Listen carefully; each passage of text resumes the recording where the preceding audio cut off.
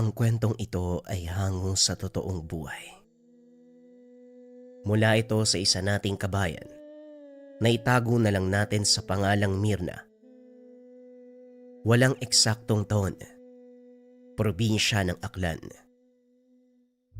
Naglalakad sa daanan ang matandang si Mang Lucio. Malakas ang buhos ng ulan at halos hindi maaninag ang daanan. Ang tanging dalang ilaw ay nagmumula sa andap-andap na sulo. Isang kilalang manggagamot sa bayan ang matanda. Siya mismo ang nagpupunta sa tahanan ng mga pasyente upang manggamot. Sa kalagitnaan ng paglalakad, may narinig siyang iyak ng sanggol. Inakala ng matanda na dahil ito sa malakas na hangin. Ngunit habang tumatagal, tila papalapit siya sa pinanggagalingan ng iyak. Hanggang sa parang nasa harapan niya ito. Gamit ang mahinang liwanag ng sulo, sinipat ng matanda ang paligid hanggang sa madako ang tingin sa isang puting bagay. Nakita niyang gumagalaw, kaya marahan niyang nilapitan ang bagay na yon at nanlaki ang mga mata. Nang makita ang sanggol na nakabalot sa puting lampin. Mabaging langit. Sino kayang walang pusong ina ang nag-iwan sa anak niya sa lugar na ito? Kawawa ka naman. Halika na, iuuwi na lang kita. Wika ni Mang Nasyo habang binubuhat ang sanggol. Dinala niya sa tahanan. Kumuha ng mga tayong damit. Binalot ang katawan nito upang hindi lamigin. At dahil wala pang alam sa pag-aalaga ng sanggol, humingi ito ng tulong sa kapitbahay na si Mirna. Nagulat ang dalaga dahil biglang may kumatok sa pintuan habang naghahanda na itong matulog. Nang buksan niya ang pintuan, tumambad si Mang Lucio na may kalong na sanggol. Magandang gabi, Mang Nasyo. Gabing-gabi na po ah. Ang lakas pa ng ulan. Saan po galing yung sanggol na yan? Wika ni Mirna. Yun nga ang gusto kong sabihin sa'yo. Napulot ko ang batang to sa tabi ng daanan. Hindi ko alam kung sino nag-iwan sa kanya. Naawa ako kaya dinala ko pa uwi. Naku, mukhang kakasilang pa lang ng batang to ah. Ang totoo, sariwa pa nga ang puso niya. Hindi ko alam kung anong ipapainom Kanina pa siya iyak ng iyak. Parang nagugutom na yata. Tamang-tama po, Manong. Kaninang hapon po bumili ko ng batas ng kalabaw. Sandali lang po ah. Ilalaga ko lang para mamatay ang mga duming nakahalo. Tumuloy po muna kayo, malamig dyan sa labas. Maraming salamat, Mirna. Pasensya na sa abala. Wala na kasi kung alam na hingian ng tulong. Wala pong problema yun. Buti nga po may natira akong gatas May naiwan pang bote yung kapatid ko. Ito muna yung gagamitin natin para mapainom siya. At saka para hindi po malipasan ng gutom. Paggawa ng keso ang kinabubuhay ni Mirna. Ang mga kapatid ay maagang nagsipag-asawa. Wala na ang mga magulang, kaya mag-isang naninirahan sa kanilang tahanan. Magkalapit lang ang bahay nila Mang Nasyo, kaya silang dalawa lang ang nagdadamayan sa tuwing kailangan ng tulong ng isa't isa. Mabait at maasikaso si Mirna. Itinuring nitong pangalawang ama ang matanda. Dahil simula nang iwanan ito ng mga magulang at mga kapatid, si Mang Nasyo na ang tumingin sa kanya. Nang mga sumunod na araw, sinubukang hanapin ni Mang Nasyo ang magulang ng sanggol. Kaso nga lang nabigo ito. Ano po, Tatang? Nahanap niyo na po ba yung mga magulang ng sanggol? Hindi pa, Mirna Mukhang malabo na natin siya makita. Ano pong balak niyo sa batang yan? Siguro papalakihin ko na lang ang batang to. Total, wala naman akong kasama sa buhay Ano po yung ipapangalan niyo sa kanya? Tatawagin ko siyang Miguel. Masaya si Mang Nasyo. dahil sa hindi inaasahang himala.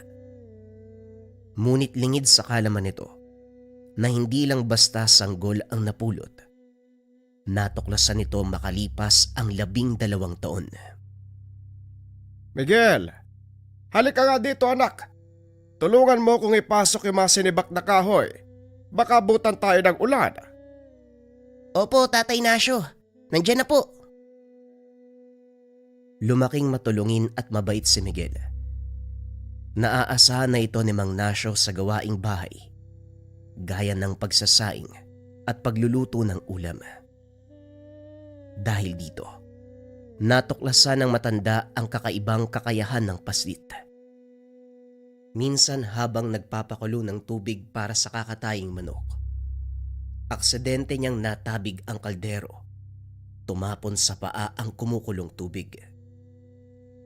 Nataranta ang matanda dahil alam niya na malalapnos ang balat ni Miguel. Ngunit nang tignan niya ito, tila walang nangyari. Hindi man lang umiyak ang paslit. Naku Miguel, bilisan mo. Buhusan natin ng malamig na tubig ang paa mo para hindi malapnos ang balat. Po, wala naman po akong nararamdamang sakit, Lolo. Bakit po ba kayo natataranta? Ano ka mo? Hindi ka nakakaramdam ng sakit. Pero kahit na, malalapnos ang balat mo, kaya amin na, ibabad natin sa malamig na tubig. Nagawa itong agapan. Hindi natuklap ang balat ng paslit. Ngunit dahil sa paso ay namaga ito. Ang ipinagtataka ni Mang Nasyo, ni minsan hindi uminda ng sakit si Miguel. Hindi lang ito ang naging karanasan ni Mang Nasyo. Minsan habang nagsisibak ng kahoy, napalo ng paslit ang sanga ng sinisibak sa maling direksyon. Dahilan para tumalsik ito pa itaas at tumama sa kanyang ulo. Mabilis na dumugo ang sugat, ngunit parang baliwala lang ito sa kanya. Dito na napatunayan ng matanda na hindi talaga nakakaramdam ng sakit si Miguel. Talaga bang hindi ka nakakaramdam ng sakit? O baka naman tinatago mo lang dahil natatakot kang mapagalitan? Po, bakit ko naman po itatago kung masasaktan ako? Kung sa bagay, oo nga naman. Ay nako, pero Miguel wag na wag mong sasaktan ang sarili mo. Dahil kahit hindi ka nakakaramdam ng sakit, maaari mo pa rin kamatayang malalang pinsala. Opo, Tatang, wag po kayo mag-alala. Hindi ko gagawin yun. Dahil sa natuklasan, napaisip ng gusto si Mang Nasyo kung paanong nangyari ang bagay na yon sa paslit.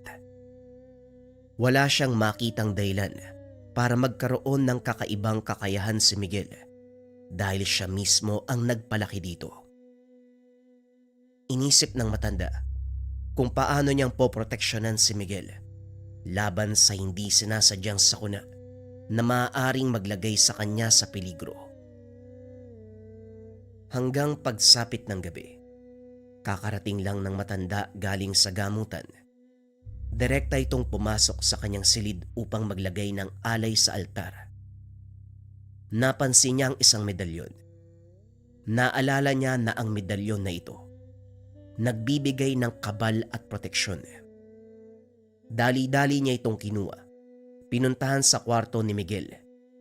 Gising pa ang paslit, kaya naupo ito sa tabi ng higaan at kinausap. Miguel, isuot mo ang medalyon na ito. Magbibigay ng malakas sa proteksyon ng gamit na yan. Kaya wag na wag mong tatanggalin. Eto madasal. Basahin mong mabuti. Kabisaduhin. Ilang katagalang yan. Kaya madali lang basahin at makabisa. Santi Infini. Ano? Hindi ko po mabasa ng maayos. Santi Infinitum. Miguel, isa yan sa 10 medalyon ng Infinito de Deus. Malakas ang gamit na yan. Kaya wag na wag mong iwawala. Hindi lang kabalang kayang ibigay ng medalyon. Kaya kang bigyan ng lakas ng pangangatawan at depensa sa masasamang tangka. Kabal. Ano po yun? Ang kabal.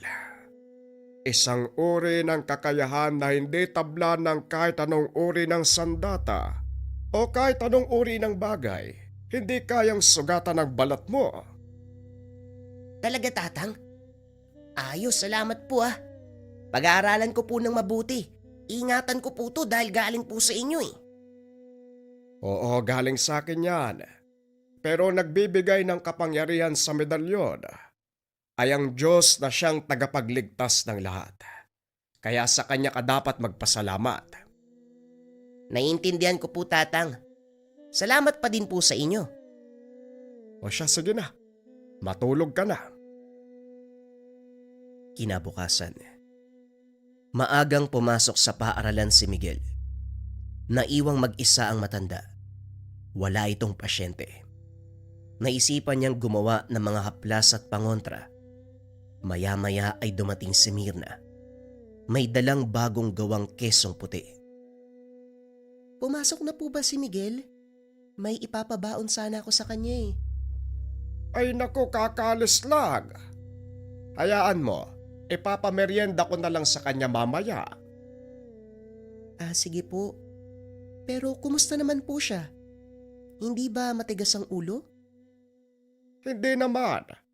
Ang totoo, masunurin nga eh. Saka napakabait. Ewan ko ba kung anong klase ng tawang nag-iwan sa kanya. Hindi naisip na ganito kabait niyang si Miguel.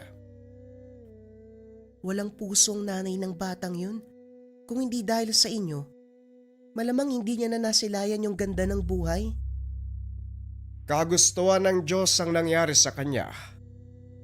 Magugulat ka, Mirna, dahil may kakaibang kakayahan si Miguel. Hindi ko inaasahan na tataglayin niya ito. Ano naman po yun? Hindi nakakaramdam ng sakit ang batang yon. Idagdag mo pa, napakabilis ng paghilom ng mga sugat niyang natatamo tuwing nadidisgrasya. Sa inyo po lumaki si Miguel at manggagamot po kayo. Hindi niyo po ba siya tinuruan ng mga orasyon o ritual? Hindi, Mirna eh. Wala akong itinuro sa batang yon. Kaya nga nagtataka ako kung bakit may ganun siyang kakayahan. Hindi kaya isang bertude si Miguel? Ano pong ibig sabihin nun? Ang mga bertudes ay taong may likas na kakayahan na pagalingin ang sarili o hindi naman kaya magpagana ng mga dasal maging ng mga orasyon. Kahit wala itong kaalaman sa mga dasal, nagagawa niya itong gamitin nang walang kahirap-hirap. Binigyan ko siya ng medalyon at mga dasal para subukan kung tama ba ang hinala ko. Hindi po ba mapanganib sa kanya ang ganun? Bata pa po si Miguel, Tatang. Hindi mapanganib ang dasal na ibinigay ko sa kanya. Pangdepensa lang. Magiging mapanganib lang ang isang orasyon kapag ginamit mo ito sa hindi maganda. Ganun po ba? Sana lang hindi gamitin ni Miguel sa masamang mga binigay niyo. O siya, mauna na po ako ha. Dadaling ko pa po sa bayan yung mga nagawa kong keso eh.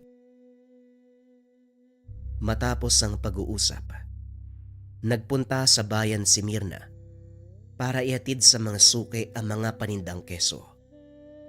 Hindi sinasadya na pagdiskita nito ng mga kalalakihang nag-iinuman sa tabing daan.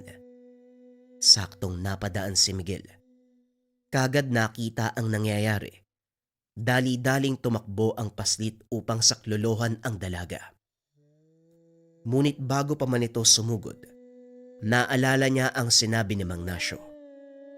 Kinuha nito ang kaperasong papel na may lamang dasal at ang medalyong nakapaloob sa kanyang damit. Inusal ng marahan ang mga orasyon. Inipito sa gamit. Muling inilagay sa loob ng damit. Tumuloy sa pagtulong kay Mirna. Hoy kayo dyan! Bitawan niyo si Ate Mirna! Nagulat ang mga lalaki nang marinig ang boses ni Miguel. Nagtawanan pa ang mga ito Nilapitan ang bata. At ano naman ang gagawin mo kung sakaling ayaw naming gawin yung sinabi mo, ha? Ulubong! Malilintikan kayo sa akin. Miguel, huwag ka na makialam, umalis ka na. Delikado ang mga taong to. Hindi ate. Sila ang malalagay sa delikado kapag hindi ka nila binitawan. Huwag nang matigas ang ulo, Miguel. Umuwi ka na. Mapapahamak ka lang. Tama ang sinabi ng magandang dalagang to. Umuwi ka na. Ipaubaya mo na siya sa amin. Pasensyahan tayo, binalaan ko kayo ha. Pero hindi niyo ako pinakinggan. Naglakad ang binata papunta sa kinaroroonan ni Mirna. Walang pagdadalawang isip na hinawakan ang kamay ng lalaki na may hawak sa dalaga. Nagulat ito. Napakalakas ng pagkakahawak ni Miguel. Hindi pangkaraniwang ang lakas para sa isang paslit. Napalod ang lalaki dahil sa sakit. Maging si Mirna ay nagulat sa ipinapakita ni Miguel. Maswerte at nakita sila ng mga pulis, kaya dali-daling sinita ang mga ito. Nagtakbuhan ng mga kalalakian, naiwan si Mirna at Miguel. Halika na, Miguel, umuwi na tayo. Baka bumalik pa yung mga lalaking yun eh. Dali-daling hinila ni Mirna ang kamay ng binata pauwi. Pagdating sa tahanan ni Mang Nasyo, nagsumbong ang dalaga. Tama po kayo. May kakaiba nga kay Miguel. Kanina po sa bayan, pinagdiskitaan ako ng mga kalalakian eh. Napadaan siya at maniwala po kayo o hindi manong. Binalian niya ng kamay yung isa sa mga lalaki. Anong sinabi mo? Binalian ni Miguel ng kamay ang isa sa mga lalaki. Sigurado ka ba, Berna? Hindi po ako pwedeng magkamali. Kitang-kita ko po eh kung paanong pinilipit ni Miguel yung kamay ng lalaki.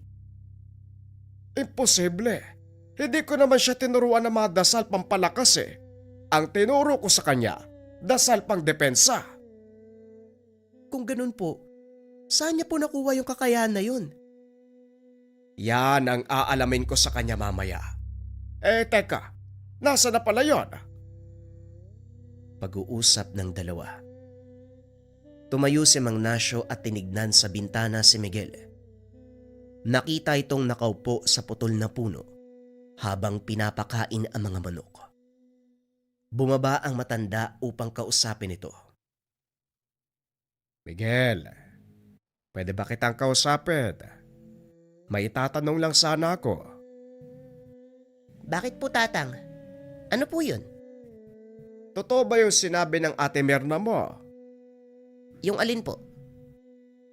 Binalian mo daw yung isa sa mga lalaki na nakasalubong nyo doon sa bayan. Opo tatang. Kasi sinaktan nila si ate Mirna eh. Ayoko pa namang nasasaktan yung mga mahal ko sa buhay. Maganda naman ang layunin mo, pero masama pa rin ang pananakit ng tao. Paano mong nagawa yun? Inusal ko lang po yung mga dasal na binigay nyo. Tapos naramdaman ko na lang po, bumigat yung katawan ko eh. Tapos nung hinawakan ko yung kamay ng lalaki, naramdaman ko po na parang wala siyang lakas. Kaya simple lang para sa akin na pilipitin yung kamay ng taong yun. Yung mga dasal na itinuro ko sa'yo ay pangdepensa lang. Wala naman doon na magbibigay sa'yo ng lakas eh. Hindi ko po alam, pero yun po kasi yung nangyari. Hayaan mo na nga. Ang importante ligtas kayong nakauwi ng ate mo. Sige na, pumasok ka na sa bahay. Maglinis ng katawan. Nagulo ang isip ng Mang Nasyo kung paanong nangyari ang bagay na yun. Kaya kinagabihan, pinag-aralan nito ng husto ang mga libreta at aklat sa medalyon na ibinigay kay Miguel. At dito niya natuklasan na maaari ngang palakasin ng taong may tanga ng medalyon gamit ang tamang dasal. Dito nalinawan si Mang Nasyo tungkol sa abilidad ni Miguel. Mas lalo pa nitong naunawaan ang mga bagay-bagay tungkol sa isang bertudes. Nang mga sumunod na araw, wala namang nangyaring kakaiba. Hanggang sa ipatawag siya ng isang parokyano dahil may kakilala itong nais magpagamot. Kaso nga lang may kalayuan ito at hindi niya pwedeng iwanan si Miguel kay Mirna dahil abala ito sa negosyo. Isasama kita sa pupuntahan ko, pero ipangako mo sa akin na magpapakabait ka. Opo, Tatang. Magpapakabait po ako. Pero saan po ba tayo pupunta? Sa malayong bayan. May gagamutin lang ako doon. Pagkatapos ay babalik din tayo kagad. Sige po, Tatang. Gusto ko rin po kayong makitang nanggagamot eh. Nang araw na yon ay umalis ang dalawa papunta sa lugar ng pasyente. Pagdating, kagad sinimula ng matanda ang panggagamot. Nanatiling nakaupo sa sulok si Miguel habang pinapanood ang ginagawa ni Mang Nasyo. Nasa kalagitnaan na sila ng gamutan nang biglang may dumating na hindi kilalang tao. Bigla nitong itinulak si Mang Nasyo dahilan para matumba ang matanda. Nanlaki ang mga mata ni Miguel dahil biglang naglabas ng baril ang lalaki. Walang pagdadalawang isip na binaril ang matanda. Alam ni Miguel na tinamaan si Mang Nasyo dahil nakita nito ang pagkibo ng katawan. Nagsigawan ang mga tao sa loob at ang ilan nagsipagtakbuhan. Naiwan sa loob ng tahanan silang tatlo ng matanda. Anong kasalanan sa'yo ni Tatang Nasyo? Bakit mo siya binaril? Inakala nitong patay na ang matanda dahil hindi na kumikilos. Samantalang ang lalaki naman sa halip na sumagot, naglakad palabas ng bahay. Ngunit hindi pa man tuluyang nakakakbang palabas ng pintuan, bigla siyang hinila ni Miguel. Tumilapon ang lalaki sa sahig. Dahil sa galit muli nitong binunot ang baril at tinutok kay Miguel. Huwag kang makikialam ha, kung ayaw mong sumunod sa matandang yan. Asawa ko ang ginagamot niya at wala siyang paintulot mula sa akin para gawin yun. Wika ng lalaki habang tumatayo. Hindi naman natinag sa kinakatayuan si Miguel. Nang makabangon na ay nilapitan nito ang binata at manghahampasin nang biglang magsalita si Mang Nasyo. Wag na wag mong malapatan ng kamay ang batang yan. Kung hindi, sasamain ka. Nagulat ang lalaki at napalingon sa matanda. Alam nito na napatay niya si Mang Nasyo nang barilin niya sa dibdib. Ano? Paano ko nakaligtas? Hindi yan ang dapat mong itanong. Kung hindi, paano kang makakaligtas sa oras na galawin mo ang paslit na yan? Hindi mo ako mapipigilan, tanda. Nasa loob ka ng pamamahay ko at maaari kitang patayin. Ay nako, sinubukan mo na, hindi ba? Ano nangyari? Bakit nakatayo pa rin ako? Wika namang Nasyo na lalong nagpairita sa lalaki. Talagang hinahamon mo ko, no? Pwes tignan natin kung hanggang saan yung yabang mo. Matandang albularyo, uunahin kong patayin ang batang to. Pinaputokan ng lalaki si Miguel. Bumulagta ang paslit. Hindi na muling kumilos. Parang pinagsukluban ng langit at lupa si Mang Nasyo. Lalo pa nang makita nito na wala ng malay ang bata. Hindi ito makatayo sa kanyang kinauupuan. Tanging pag-iyak na lang ang nagawa. Sinisisi ng matanda ang sarili dahil sinama niya ang paslit sa lugar na yon. Siguro naman, matututunan mo na ang pinakamahalagang leksyon, tanda. Huwag tawag kang manghihimasok sa buhay, lalong-lalo na kung wala kang permiso. Tumutulong lang ako. Humingi sa akin ng tulong ang asawa mo dahil sa iniinda niyang sakit. Pero ito ang naging kapalit ng pagtulong. Nawala ang kaisa-isa kong kayamanan.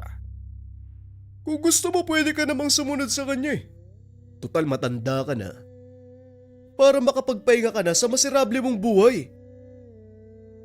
Ibinaling ng lalaki ang baril kay Mang Nasyo.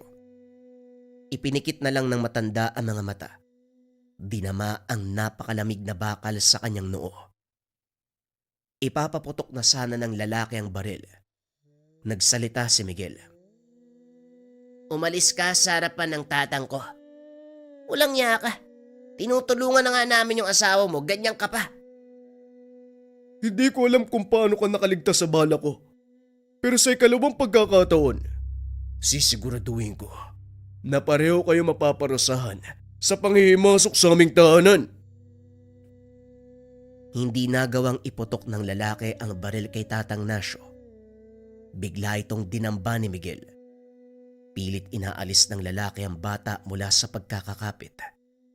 Hanggang sa matalisod ang lalaki sa paanan ng upuan. Tumama ang ulo ni Miguel sa matigas na bagay, dahilan para mawalan ito ng malay. Muling tumayo ang lalaki. Nilapitan ang paslit at pinagsisipa ito. Walang iya ka. Papatayin mo talaga ako. Pwes unahan na kita. Patuloy na binugbog ng lalaki si Miguel. Ngunit wala pa rin itong malay. Hindi naman makalis si Mang Nasyo sa kinaupuan. Hindi nito alam ang gagawin. Nang mga sandaling iyon gulong-gulo ang isipan ng matanda. Hindi alam kung ano ang uunahing iligtas. Ang sarili o si Miguel. Hanggang sa nagbalik ang lahat ng alaala. Simula ng araw na napulot niya si Miguel. Hanggang sa kasalukuyan. Lahat ng masasayang alaala ay dumaan sa isip ni Mang Nasyo. Hindi niya namalayan. Unti-unti na siyang tumatayo. Naglalakad papunta sa kinaroroonan ng lalaki. Hinawakan niya ito sa balikat at sinuntok sa tagiliran. Namilipit ang lalaki hanggang sa mapaluhod. Kinuha ng matanda si Miguel at dinala sa ligtas na lugar. Sa kasamaang palad, nasa tabi ng lalaki ang baril, kaya nagawa niya itong pulutin. Pinagbabaril si Mang Nasyo. Dahil sa taglay na malakas na kabal, hindi tumatalab ang bala.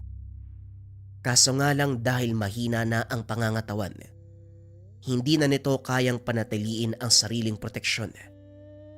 Alam ng matanda na sa isang maliit na pagkakamali ay maaari niyang ikamatay. Inilapag nito ng marahan si Miguel sa isang upuan at muling hinarap ang lalaki. Pagbabayaran mo ang ginawa mo sa anak ko. Nag-usal ito ng mga dasal pang tigalpo. Ibinato sa kalaban. Napahawak ito sa ulo at unti-unting lumalabas ang dugo mula sa ilong. Napapasigaw ito sa sobrang sakit. Ngunit biglang nakaramdam ng matinding panghihina ang matanda. Kaya nabitawan nito ang pagkakahawak sa kaluluwa ng lalaki. Nakaligtas ito mula sa tigalpo. Dali-daling dinampot ang baril at kinalabit. Mabuti na lang at wala na itong bala. Ibinato ng lalaki ang baril. Pinagtatadyakan si Mang Nasyo. Dahil dito ay nagising si Miguel. Nakita ang matandang nakayakap sa kanya. Napatingin ito sa lalaki na noon ay nakangiti ng nakakaloko habang masayang binubugbog ang matanda. Mula sa tagiliran ni Mang Nasyo, inilusot ni Miguel ang kamay. Sinalo ang paa ng lalaki sabay tulak nito palayo. Nagulat ito. Ang buong akala ay patay na si Miguel. Paano kang nabuhay? 6 na bala yung binitawan ko sa katawan mo ah. Hindi ko rin alam eh. Pero sa palagay ko, hindi mo na kailangan malaman. Wika ng paslit sabay takbo sa kinaroroonan ng lalaki. Isang malakas sa sipa ang binigay ni Miguel. Tumama sa dibdib ng lalaki ang kanyang paa. Dahilan para mabali ang tadyang. Hindi pa nakontento si Miguel. Paulit-ulit na sinuntok. Nalagas ang ngipin ng lalaki hanggang sa tuluyang mawalan ng malay. Dali-dali nitong pinuntahan si Mang Nasyo na nooy nangihina. Hindi alam ni Miguel ang gagawin, kaya humingi ito ng tulong sa mga tao. Napagtanto ng mga ito na tapos na ang kaguluhan, kaya muli silang pumasok. Nakita ang lalaking sumugod na wala ng malay at halos hindi na makilala sa dami ng pinsalang natamo. Tinanong ng mga ito kung sino ang may gawa, ngunit hindi na nagsalita si Miguel.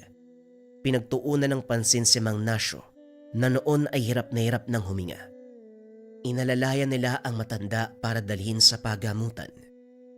Maswerteng naagapan ang mga pinsala. Nakahinga ng maluwag si Miguel dahil inakala nitong mamamatay na ang taong itinuring na ama. Lumipas ang ilang araw. Nakauwi na ang dalawa. Ngunit sa pagkakataong iyon, tuluyan ang nagretiro sa panggagamot si Mang Nasyo. Para kay Miguel, ayaw niyang mawala ang legasiya ng matanda. Kaya pinagpatuloy nito ang pag-aaral sa lihim na karunungan. Sinundan ang yapak ng matanda. Walang nagawa si Mang Nasyo dahil ito ang gusto ng paslit. Kaya naman sinuportahan na lamang. Sa paglipas ng mga taon, nagawang pagsabayin ng binata ang pag-aaral at panggagamot. Hanggang sa matapos ng sekundarya, huminto sa pag-aaral si Miguel. Itinoon ang pansin sa mga taong nangangailangan ng tulong. Kasalukuyan, wala na si Tatang Nasyo. Patuloy pa ring nabubuhay ang legasiya sa katauhan ni Miguel. Kinilala sa kanilang lugar na Batang Bertudes. Bagong kwento pa rin ang kasunod mga kabayan. Ito ay tungkol sa Kapitan Berdugo. Simulan na ang storya. Ang kwentong ito ay hango sa totoong buhay. Mula ito sa isa nating kabayan na itago na lang natin sa pangalang Budoy. Walang eksaktong taon. Probinsya ng Iloilo. Naninirahan sa isang payapang barangay itong si Egay, kasama ang lolo dominador na kapitan ng lugar. Kung titignan ay pangkaraniwang tao lang ito, ngunit lingid sa kaalaman ng karamihan na may natatanging kakayahan ng matanda na ang mga nakakakilala lang sa kanya ang may alam. Ito ang naging dahilan kung bakit siya iginagalang sa barangay. Bago maging pinuno dati itong kinakatakutang rebelde. Sinasabi na siya ang berdugo ng kanilang pangkat noong aktibo pa ito. Ngunit kalaunan, nagpa siyang manahimik at sumuko sa pamahalaan. At dahil sa reputasyon, itinalaga ito ng kanilang munisipyo bilang kapitan ng Sitio Laot. Dito'y pinamalas ni Mang Dominador ang kakaibang kakayahan. Bago naging mapayapang lugar ang Sitio Laot, naging pugad din ito ng mga taong halang ang kaluluwa. Mga tulisan, mga mandarambong. Ginamitan man ni Mang Dominador ng kamay na bakal ang mga masasamang loob. Tinugis niya ang mga ito hanggang sa wala nang matira. Ang ilan ay piniling umalis sa lugar. Ang iba ay nagmatigas at namatay. Bagaman nagawa nitong talunin ang tulisan, isang matandang babae ang hindi magawang kalabanin. Ito ay walang iba kung hindi si Aling Dadang. Nakatira ang matanda sa pinakadulo ng sityo. Wala nang nagpupunta sa bahaging iyon dahil masukal na gubat ang nakapaligid at medyo matarik ang daanan. Wala namang ginagawa ang matanda, ngunit kadalasan ito ang sinisisi ng mga tao sa tuwing nagkakasakit. Matagal ng sakit ng ulo ang matanda, kaso nga lang walang magawa si Mang Dominador. Walang sapat na pruweba para patunayan ang mga bintang tungkol dito. Halos 3 beses kada linggo, nakakatanggap ng reklamo ang kapitan pero walang magawa dahil hindi malapitan ang matanda. Bagaman may kaalaman sa lihim na karunungan, may kahinaan si Mang Dominador. Ito ang kapangyarihan ng isang mangkukulam. Mukhang problemado ka na naman, Kapitan, ha? Dahil ba to sa reklamo kanina? Tama ka, Egay. Sa totoo lang, hindi ko na alam ang gagawin ko. At kapag wala naman akong aksyon, mawawala ang kumpiyansa ng mga tao sa akin. Totoo po yan, Kapitan. Pero wala naman tayo magagawa. Wala naman silang katibayan na si Aling Dadang nga ang may gawa ng sakit nila. Yun na nga, Egay. Hindi ko rin alam kung anong sasabihin ko sa mga tao. Dahil baka isipin nila, binibigyan ko ng proteksyon ng matanda. Isang paraan lang ang naisip ko, Kapitan. Pero hindi ako sigurado kung uubra. Bakit hindi natin subukan kausapin si Aling Dadang? Nababaliw ka na ba? Oo, may kaalaman ako sa lihim na karunungan, pero hindi nun saklawang kakayahan ng mga mangkukulam. Sa totoo lang, natatakot ako sa posibleng mangyari. Hindi ko akalain na may kinakatakutan din pala ang kapitan ng Sitio Laut.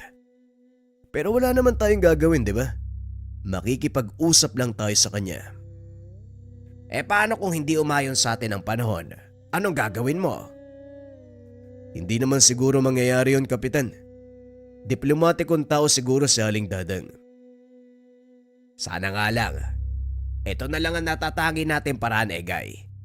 Siguro wala namang mawawala kung susubukan natin.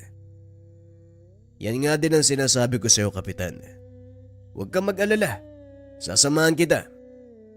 Siguraduhin mo lang dahil kung hindi, ikaw ang ipapain ko sa mangkukulam na yon. Ideya mo to. Dapat lang samahan mo ko. Habang nag-uusap ang dalawa, biglang dumating si Budoy.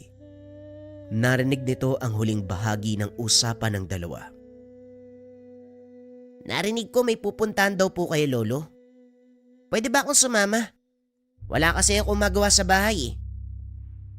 Hindi, Budoy. Hindi ka pwedeng sumama sa lugar na yon, masyadong delikado. Kaya ko naman po ang sarili ko, Lolo. Kung kakailanganing tumakbo, di tatakbo po ako. Hindi pa rin pumayag si Mang Dominador. Huwag matigas ang ulo, Budoy. Masyadong delikado ang gagawin namin. Alam kong kaya mo na, pero hindi ka pa rin pwedeng sumama. Sige na po, Lolo, malay mo. Makatulong ako sa inyo, di ba? Huwag ka nang makulit, Budoy. Mamaya mapikon pa ang lolo mo Ikaw pa mapagbalingan niya ng galit. Sige na nga, dito na lang ako sa tanggapan nyo habang wala kayo. Ako muna yung haharap sa mga taong magpupunta. Palis na sana ang dalawa. Ngunit tila nagbago ang isip ng Mang Dominador sa sinabi ng apo. Teka, hindi na. Isara mo tong tanggapan. Dali mo yung itak mo at sumama ka sa amin. Kung ikaw ang maiiwan dito, baka kung anong kalokohan na naman ang gagawin mo. Natawa na lang si Egay. Naalala nito nang minsang may nagpunta sa tanggapan ng kapitan. Si Budoy ang humarap dahil nagkataong wala ang matanda. Dumalo sa pagpupulong sa bayan. Pinagantay ng binata ng halos 2 oras ang tao. Samantalang alam nito na gagabihin si Mang Dominador sa pag-uwi. Kinabukasan, nakatanggap ng reklamo ang kapitan tungkol sa ginawa ni Budoy. Kaya naman simula noon, hindi na ito pinagkatiwalaan ng matanda sa kanyang tanggapan. Habang nasa daan, panay ang tanong ni Budoy. Ngunit nanatiling tahimik si Mang Dominador at Egay. Hanggang sa mapansin ng binata ang daang tinatahak nila, papunta sa tahanan ng mangkukulam na si Aling Dadang. Teka, parang pupunta tayo kay Aling Dadang Lo, anong gagawin natin dun? Ito ang dahilan kung bakit ayaw kitang isama. Bukod sa napakaingay mo, hindi ka mapirme. Ay nako, manahimik ka na nga. Ilang minuto pa, natanaw na nila ang bakuran ni Aling Dadang. Tila alam nito na parating si Mang Dominador. Nakatayo ang matanda sa mismong pasukan ng bakuran. Kapitan, ay anong ginagawa nyo dito? Huwag mo sabihin naliligaw ka lang. Hindi po, Aling Dadang. May sadya po kami sa iyo kung maaari po sana, Pag-usapan natin sa loob ng inyong tahanan. Sigurado ka bang gusto mong pumasok sa bakuran ko, Dominador? Hindi kaya nilalamon ka ng iyong propesyon? Hindi naman po sa ganon, Aling Dadang. Naparito po ako dahil sa hinanaing ng mga tao. Na ano?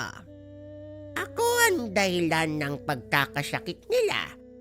Ikaw naman, kaagad naniniwala. Yun na nga po ang sadya ko sa inyo.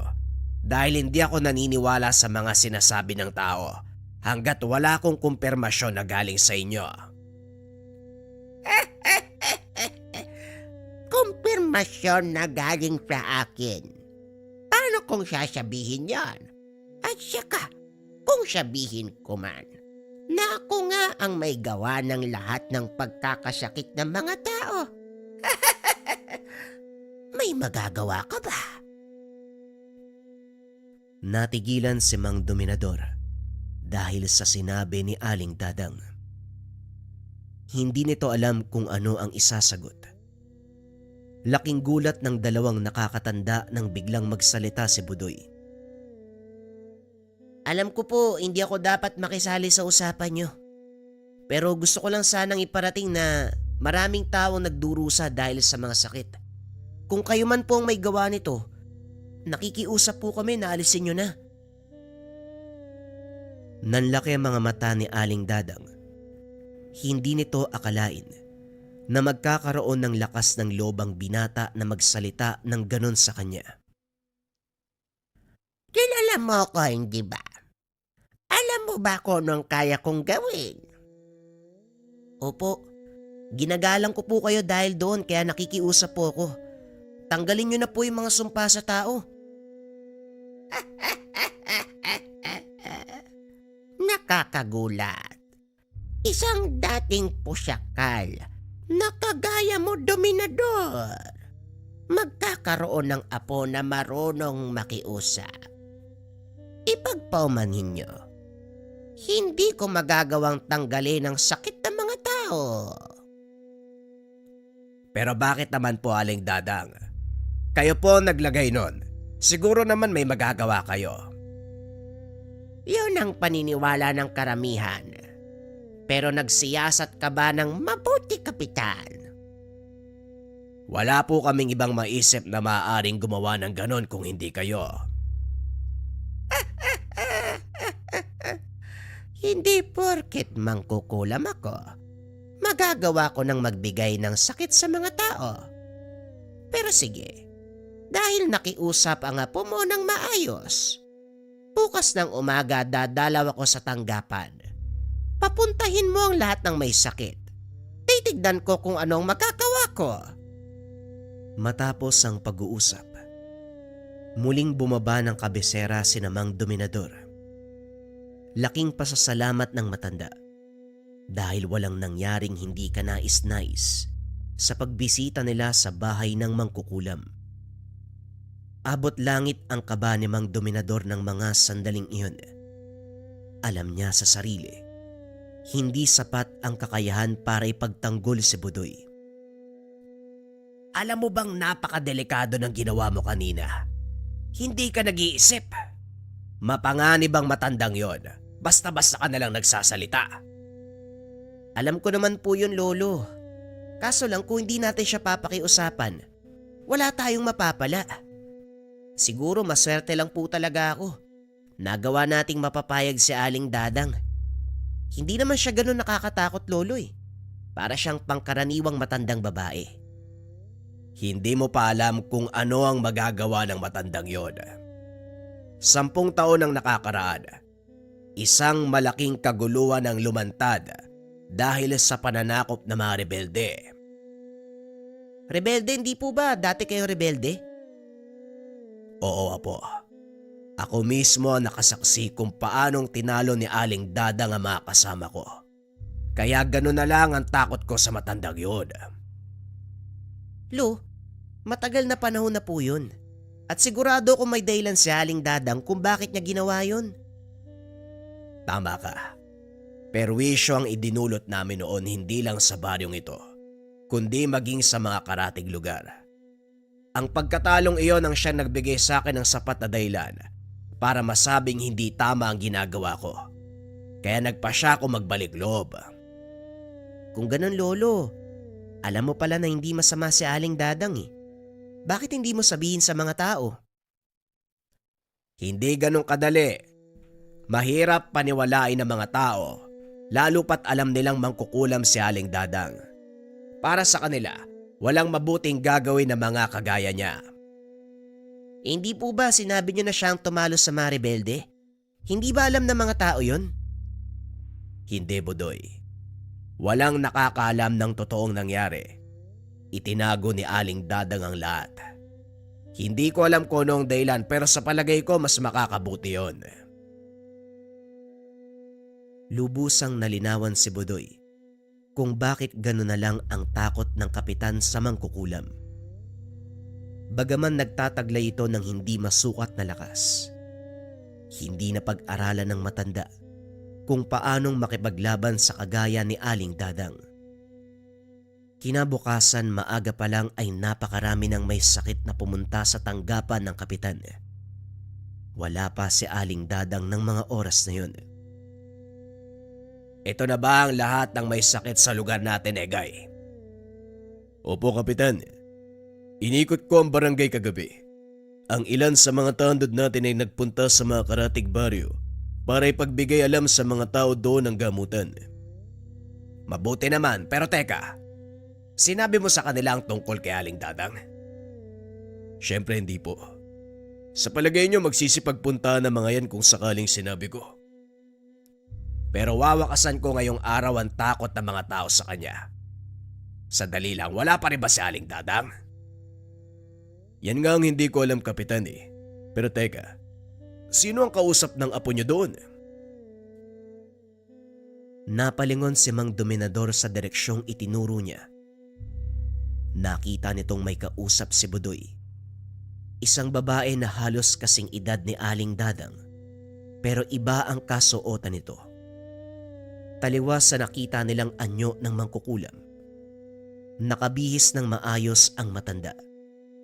Nakatali ang puting buhok at may hawak na tungkod na gawa sa itim na kahoy. Teka, sandali lang. Si Aling Dadang ang babae yan eh. Po, paano mo nasabi, Kapitan? Maniwala ka sa akin. Kilala ko ang tungkod na hawak niya. Halika, lapitan natin sila. Dali-daling naglakad si Mang Dominador palapit sa binata. Kinausap si Aling Dadang. Magandang umaga, Aling Dadang. Mabuti at nakarating kayo ng ligtas. Nag-aantay na po ang mga tao. Alam ko, Kapitan. Sinabi na sa akin ng apo mo. Salamat, Budoy ha.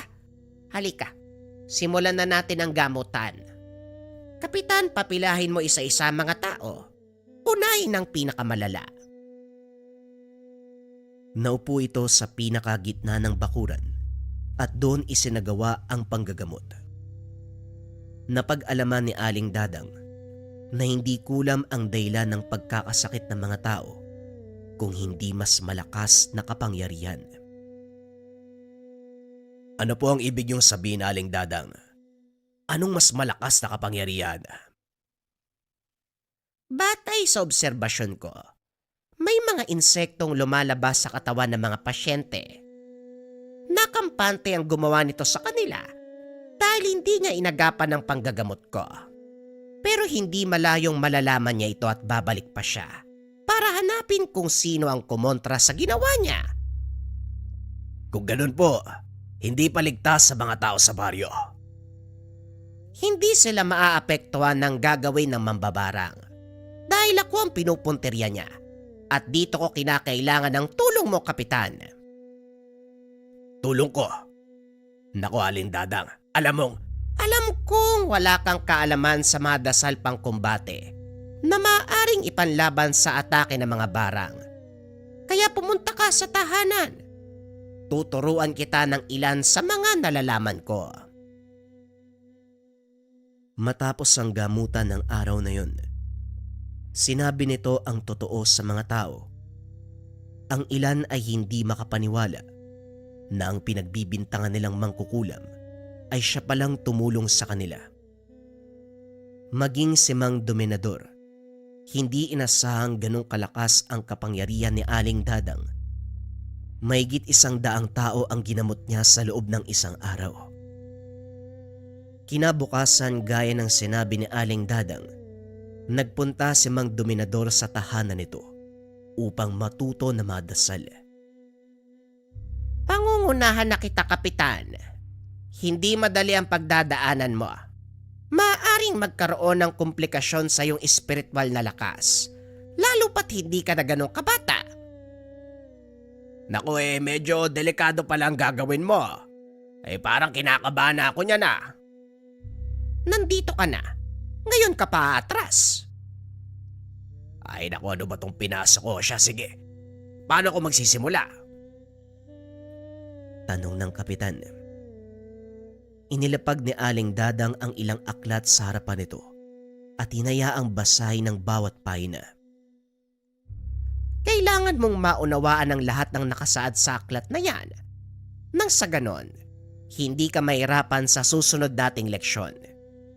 Sige na, basahin mo na yan, maiwan muna kita.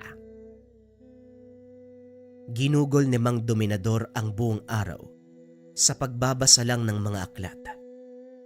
Kaso nga lang padilim na ng mga oras na yon, kaya sinabihan nito ng matanda na bumalik kinabukasan. Sumunod si Mang Dominador at sa hindi inaasahang pagkakataon, mabilis niyang natutunan ang mga dasal na itinuro ng matanda. Kahit papano merong ideya si Mang Dominador sa salitang Latin at kung paano itong banggitin ng maayos. Sa tuwing nasa tahanan, napapansin ni Budoy na panay ang bulong ng matanda. Bagaman hindi ito naririnig, nababahala ang binata dahil baka nasisiraan na ng bait si Mang Dominador. May kasamang kumpas ng kamay ang mga dasal at sa tuwing uusalin niya ito ay siya ring pagkumpas ng mga daliri. Sinabi ni Bugoy kay Egay ang lahat. Maging ito ay walang alam sa ginagawa ng kapitan, kaya naman nagtataka ito kung ano ang nangyayari. Halos hindi na makausap ang matanda dahil mas madalas itong nag-iisa kaysa makisalamuha sa mga kagawad at mga tanod. Napabayaan na nito ang obligasyon sa barangay dahilan para makarinig ng samot-saring reklamo. Kapitan, mukhang hindi na maganda ang nangyayari.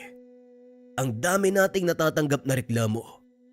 Hindi na daw kayo nakakausap sa tanggapan. Palagi daw kayong wala. Ano ba kasi ang ginagawa mo? Naghahanda sa mas malaking unos, Egay. Sa ngayon kayo na muna ang bahala sa baryo. Huwag kang mag-alala dahil kapag natapos na ang lahat ng ito, mas mapaglilingkuran ko ng mabuti ang ating mga kababaryo. Sana lang maganda ang kahantungan ng ginagawa mo, Kapitan. Natatakot ako na baka sa bandang huli, mawala ng tiwala sa inyo mga tao. Mauunawaan din nila ang ginagawa ko, Egay. Sige na, iwan mo muna ako mag-isa. Tumaas ang boses ni Mang Dominador, kaya dali-dali na nitong iniwan ang tanod. Sa kabila ng mga narinig, hindi pa rin huminto ang matanda sa pagsasanay hanggang sa maperpekto niya ang mga dasal at nagawa itong paganahin. Sa kauna-unahang pagkakataon, mismong si Aling Dadang ang sumubok sa kanya. Sinubukan ng matanda na taniman ng sakit si Mang Dominador na kaagad nitong nakontra. Magaling! At nagawa mo ng matukoy ang pinagkaiba ng malakas na kumbate sa mahina. Masasabi kong handa ka na.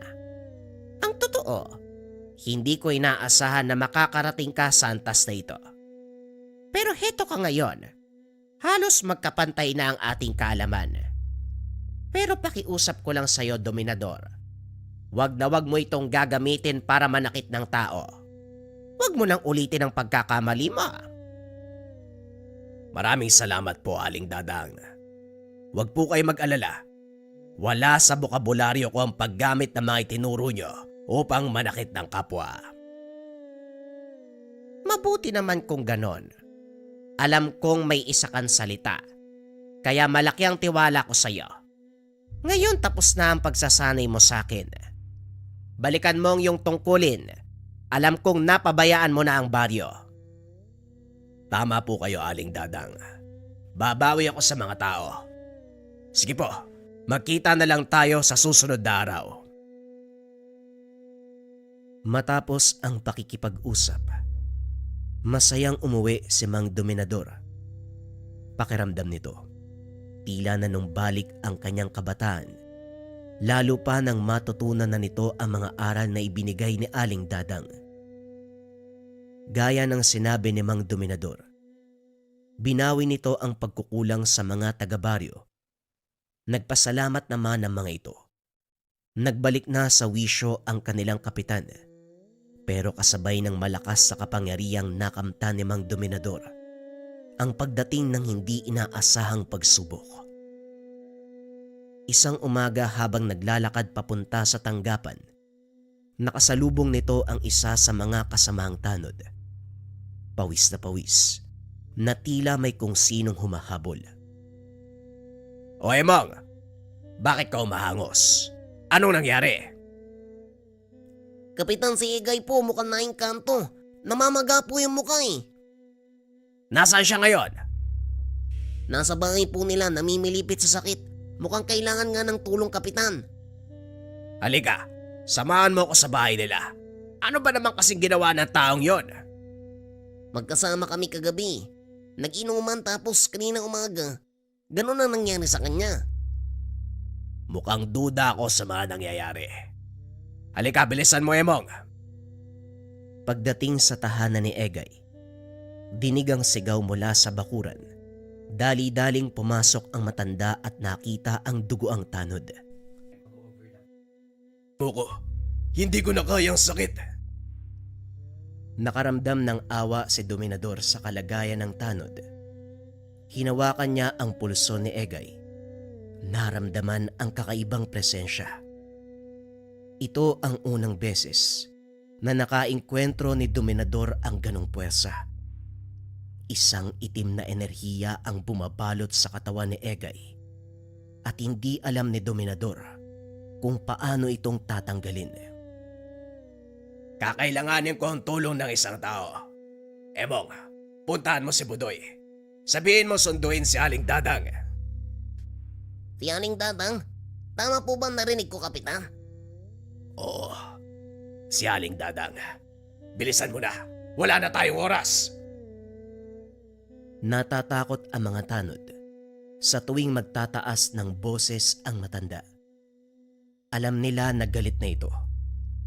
Dali-daling tumakbo si Emong papunta sa bahay ni Mang Dominador upang sunduin si Budoy.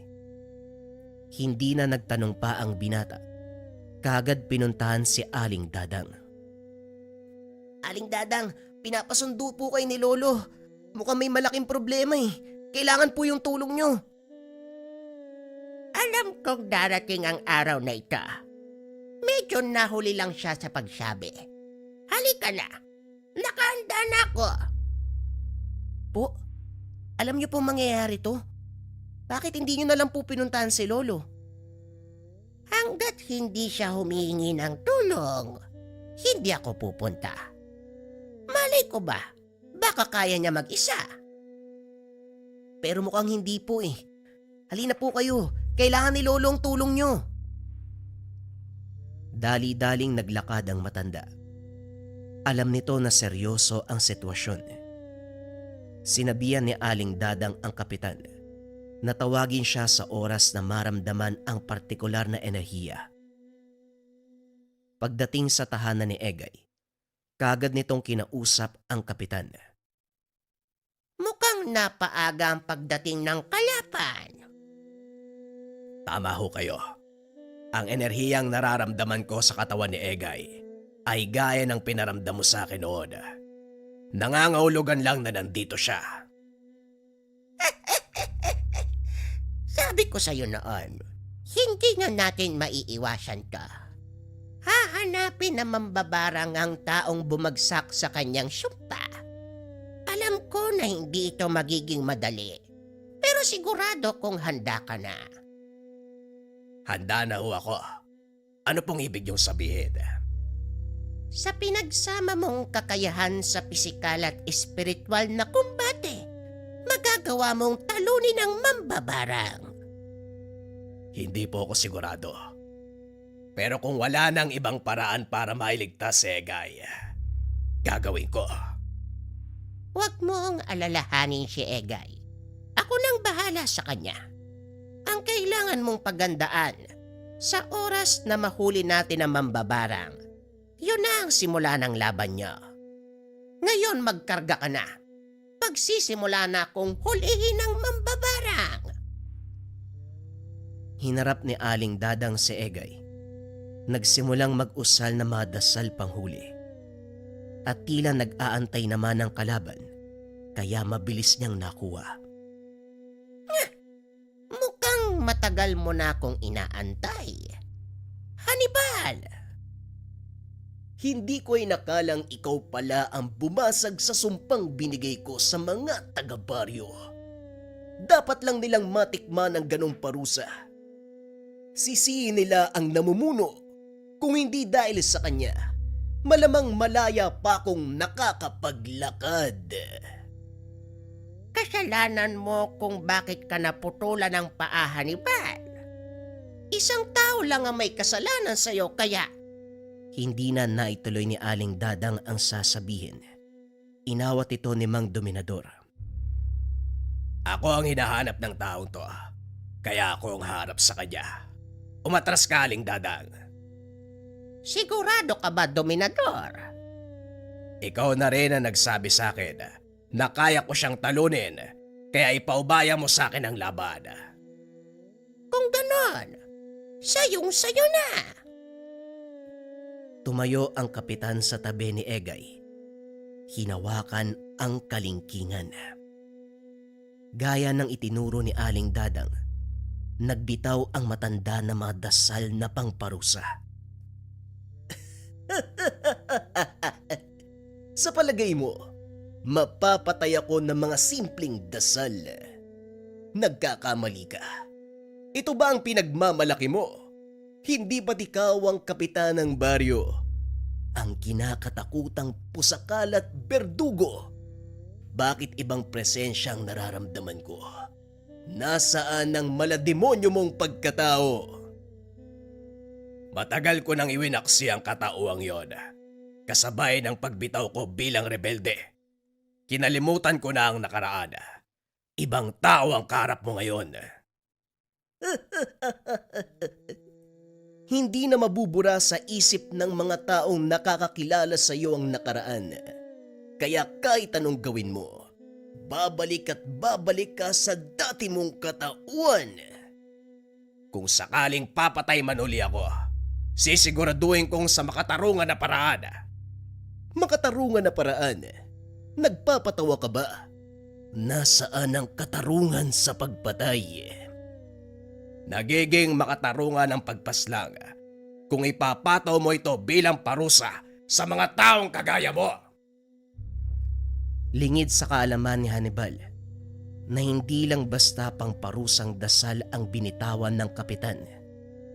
Isa itong makapangyarihan at nakakamatay na kombinasyon ng kaalaman mula kay Aling Dadang at ng sarili niyang kakayahan. Isang mahinang tapik sa bandang leg ni Egay ang ginawa ng kapitan, dahilan para tuluyang mangisay ang katawan nito. Napasigaw ang nakasanib hanggang sa unti-unting mawala ng tinig. Nasaksihan ni Budoy ang kakayahan ay pinamalas ng matanda. Ito ang naging simula ng tuluyang pagbabago ng kanilang buhay. Lumaganap sa buong baryo ang ginawa ng kapitan. Namangha ang mga tao dahil meron siyang kakayahan na manggamot. Dahil kay Aling Dadang, tuluyang niyakap ni Mang Dominador ang pagiging manggagamot. Maging si Budoy, hindi makapaniwala sa biglaang pagbabago ng kapalaran ng matanda. Matapos ang kaganapang iyon, tuluyang nawala si Aling Dadang. Walang nakakaalam kung saan nagpunta. Maging ang kanyang lumang bahay, tila naglaho ng walang bakas.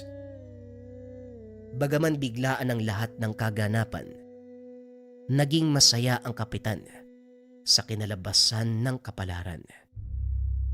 Sa kasalukuyan, bagaman wala na ang matanda, ipinagpatuloy ni Budoy ang gawain ni Mang Dominador bilang kapitan ng Sitio Laot.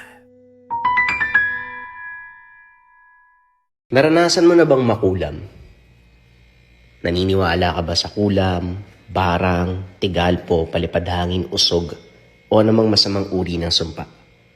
Nararamdaman mo ba yung senyales, mga kabayan? Pananakit ng tiyan na hindi normal, pananaginip ng kung ano-ano. Tas minsan nakakita ka ng mga anino sa gilid ng visions mo.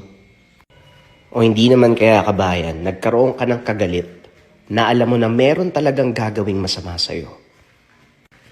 Pwede mong subukan ng habak de bala, mga kabayan, from likha, merchandise.